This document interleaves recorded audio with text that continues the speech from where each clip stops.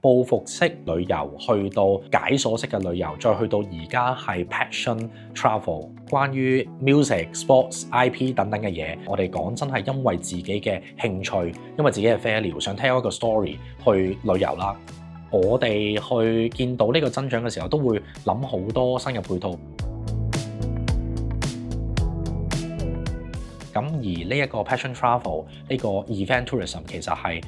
因為 event 可以帶來多2-3日嘅經濟效益，其實係重要。而呢一個增長我哋都好想 capture。除咗個旅客淨係買嗰張飛，我哋仲可以幫佢手解決埋佢交通嘅需要啦，解決埋佢住宿嘅需要，譬如酒店周邊真係住喺附近啦，甚至係一啲譬如景點，原來佢去完呢一日嘅show，其實佢仲想留多1-2日去參觀下 ，by the way 都請咗假啦，去周邊嘅地方咧，咁我哋都會有啲景點嘅門票等等嘅。咁目的就係令到每一個旅客喺當地嘅消費，可以係香港、新加坡、內地唔同嘅地方都可以倍數咁增長，唔係淨係買一張飛。亦都唔係一個單日嘅旅遊嘅日次，而係可能係2至3日，甚至更長。咁尤其是我估都幾幫到香港嘅，因為香港而家真係有好多即日來回嘅旅客。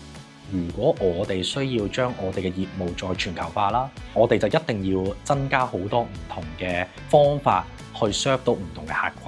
群。Imagine 如果我哋上咗個產品淨係得中文同英文。咁歐美嘅人點睇呢？甚至係一啲東南亞嘅人，其實講緊本地嘅文化點樣睇呢？用最短嘅時間，可能幾小時已經將成個產品